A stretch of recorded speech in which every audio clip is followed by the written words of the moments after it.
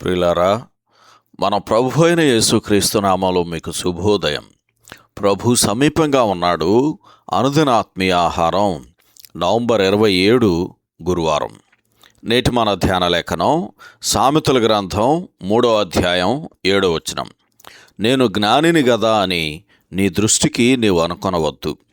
యెహోవా యందు భయభక్తులు కలిగి చెడుతనము విడిచిపెట్టుము.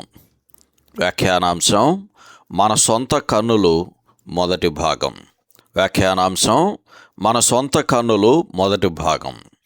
వ్యాఖ్యానం.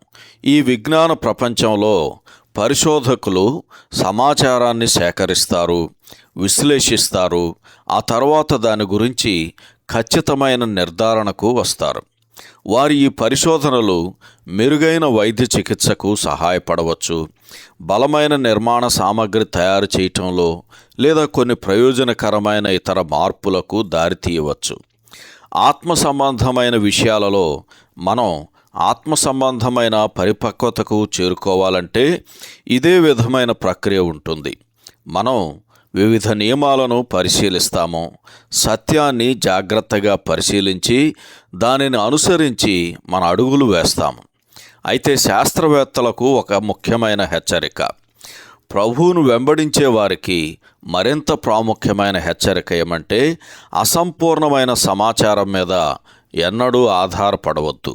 నేటి మన ధ్యానవచనం ఇదే హెచ్చరికను వేరే మాటల్లో అందిస్తుంది. మన దృష్టికి మనం జ్ఞానవంతులంగా కనబడితే చెడుతనం విషయంలో సరిగా స్పందించలేం. మన ఆత్మలకు శత్రువు యొక్క విధానం ఎల్లప్పుడూ ఇదే. ఎలాగంటే, మనకు తెలిసిన సమాచారం ప్రకారం మాత్రమే మనం నిర్ణయాలు తీసుకునేలా మనలను ప్రలోభ పెడతాడు. సర్పం చేత మోసపోయినప్పుడు హవ్వ ఈ విధంగానే తప్పిపోయింది. అయితే హవ్వ తనకు తెలిసిన సమాచారాన్ని ఉపయోగించుకోవాలని అనుకున్నప్పుడు తన దగ్గర ఉన్న ముఖ్యమైన సమాచారాన్ని ఉపయోగించుకోలేకపోయింది.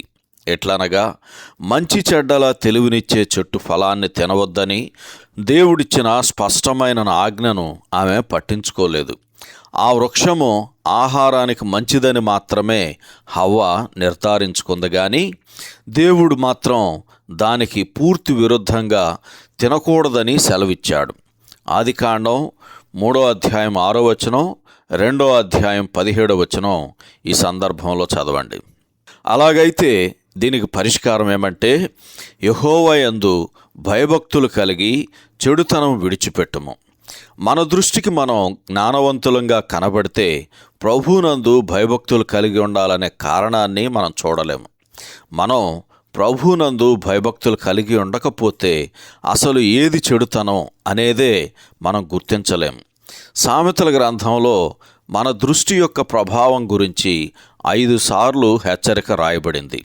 ఆ 5 మొదటిదైన నేటి మన ధ్యానవచనం సరి అయిన అన్ని నిర్ణయాలకు ఆధారం. మన సొంత సమాచారాన్ని నమ్మాలని నేడు మనం శోధించబడినట్లయితే దానికి బదులుగా మనం దేవుని ఆత్మ చెప్పే దానిని ఆలకిద్దాం. ఆయన ప్రతి విశ్వాసిలో నివసిస్తూ ఉంటాడు. ప్రభువునందలి భయభక్తులతో మనం నడుచుకోవాలని ఎల్లప్పుడూ నమ్మకంగా మనకు గుర్తు చేస్తూ ఉంటాడు.